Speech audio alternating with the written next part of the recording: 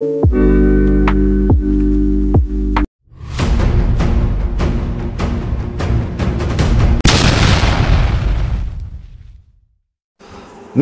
Football प्रेमी साथीहरू, यहाँहरू सम्पूर्णलाई स्वागत छ। मलेसियाको राष्ट्रिय फुटबल टोली अहिले एउटा गम्भीर समस्यामा फसेको छ। फिफाको कडा कारबाहीमा परेपछि अब नेपाल र भियतनामलाई आश्चर्यजनक फाइदा हुने सम्भावना के हो पूरा कथा, आउनुहोस् बुझौं। यहाँहरूलाई स्वागत छ हाम्रो युट्युब च्यानलमा। आज हामी यो फुटबलसँग सम्बन्धित एउटा घटना लिएर आएका छौँ। यो एसियामै भएको घटना, जुन घटनाले विश्व फुटबलमा तहल्का मचाइराखेको छ। आज हामी कुरा गर्दैछौँ अन्तर्राष्ट्रिय फुटबलमा तहल्का मचिराखेको घटना, जुन घटना मलेसियाको हो। मलेसियाको नेसनल फुटबल टिमको बारेमा रहेको छ। यो भिडियो अन्तिमसम्म हेर्नुहोला। मलेसियन फुटबलमा परेको ठुलो सङ्कटको विषयमा म कुराकानी गर्न गइराखेको छु।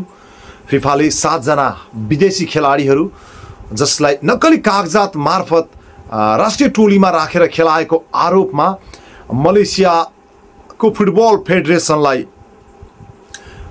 निकै नै ठुलो जरिवाना र 7 खेलाडीलाई जरिवाना सहित प्रतिबन्ध गर्ने गरी तयारी गरिराखेको छ र यो सुनाइ पनि सकेको छ फिफाले।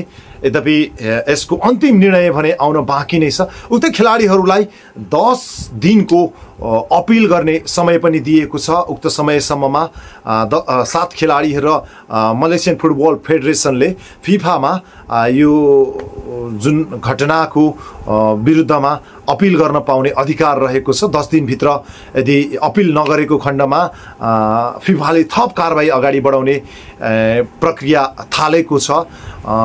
यो खेलाडीहरूलाई 12 महिनाको प्रतिबन्ध र मलेसियन फुटबल महासङ्घलाई ठुलो आर्थिक जरिवाना गरिएको घटना हो, जसमा राष्ट्रिय टोलीका खेलाडीहरूलाई नक्कली कागजात तयार पारेर राष्ट्रिय टोलीबाट खेलाएको घटना, जुन सार्वजनिक विभिन्न अन्तर्राष्ट्रिय खेलकुदको सञ्चार माध्यमबाट हामीले जानकारी प्राप्त गरिसकेका छौँ र यहाँहरूलाई त्यो घटनाको बारेमा पनि हामीले जानकारी दिनुपर्ने हुन्छ।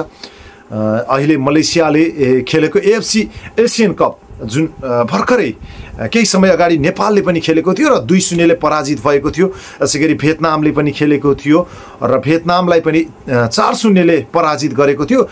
यो यदि प्रमाणित भएको खण्डमा र फिफाले थप कारबाही अगाडि बढाएको खण्डमा मलेसियाले नेपाललाई जितेको थियो भने अब त्यो नतिजा उल्टिने सम्भावना पनि हामीले प्रबल देखिरहेका छौँ। अब नेपाल र भियतनाम दुवैलाई 3-3 अङ्क मिल्न सक्ने ऐतिहासिक मौका पनि छ, जुन अब फिफा र एएफसी को अन्तिम निर्णय पश्चात हामीले त्यो पनि यहाँहरूलाई जानकारी गराउनेछौँ। फिफाले मलेसिया फुटबल फेडरेसनलाई लगाएको जरिवाना के भएको हो खासमा? मलेसियन फुटबल फेडरेसनले 7 विदेशी खेलाडीलाई जुन आफ्नो देशबाट खेलाउनलाई नक्कली कागजात पेश गरेर जुन किसिमले खेलाडीहरू खेलाएको जुन आरोप छ, नक्कली कागजात पेश गरेको प्रमाणित पनि भइसकेको छ। यो नक्कली कागजात प्रकरण जसमा चाहिँ फिफाको अनुशासन बुँदा 22 मा उल्लेख भए अनुसार जुन जाल जेल छ, जाल जेललाई फिफाले ठुलो अपराध मान्छ र यसलाई कारबाहीको प्रक्रिया अगाडि बढाएको छ।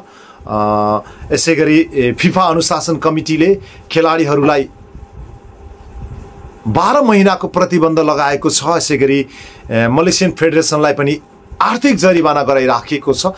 यद्यपि अब फिफा र एएफसीले जुन अपिल कमिटीमा बुझाएको अहिले जुन भर्खरै मात्र मलेसिया फुटबल फेडरेसन र खेलाडीहरूले अपिल कमिटीमा निवेदन त दिएका छन्। त्यो उक्त अपिल कमिटीमा जुन चित्त नबुझेको खण्डमा फिफाले थप कारबाहीको प्रक्रिया फिफा र एएफसीले गर्ने गरी तयारी गरिराखेको छ।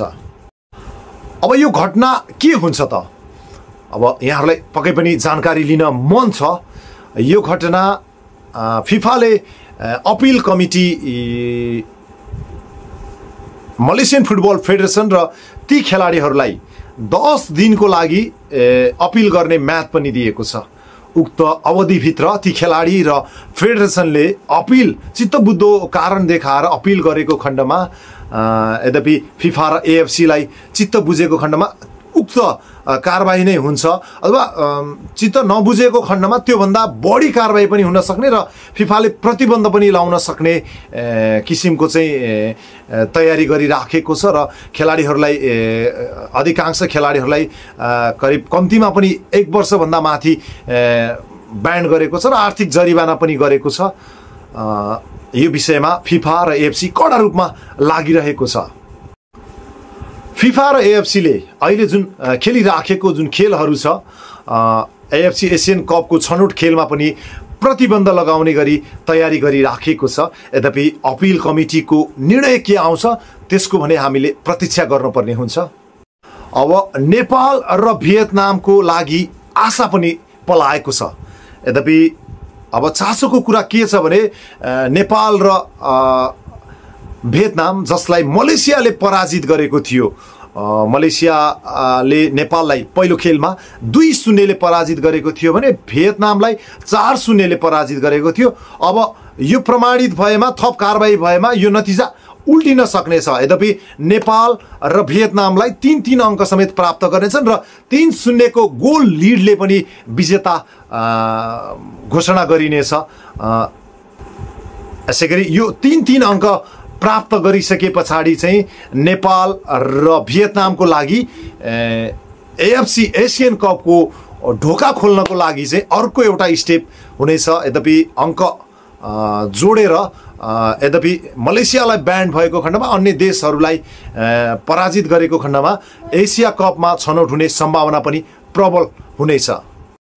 फुटबल केवल एउटा खेल मात्र होइन, यसको नियम यसैगरी यो खेल खेल्दा इमान्दारितापूर्वक अनुशासनमा रहेर नियमपूर्वक खेल्नु जरुरी पनि छ। मलेसियामाथि लागेको गम्भीर आरोप छ र यसको असर अन्य मुलुकहरूमा पनि पर्न सक्ने देखिन्छ। र अब तपाईँ के सोच्नुहुन्छ कि नेपालले त्यो अङ्क पाउनुपर्छ?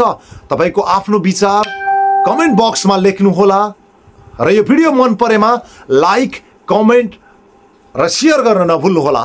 यहाँहरूको सकारात्मक सुझावको हामी प्रतीक्षामा सदैव रहनेछौँ। केही समय पछाडि मैले यो भिडियो यहाँहरूमाझ लिएर आएँ। यस्तै फुटबलका गतिविधिहरू हेर्न चाहनुहुन्छ भने हाम्रो यो च्यानललाई सब्स्क्राइब गर्न नभुल्नुहोला।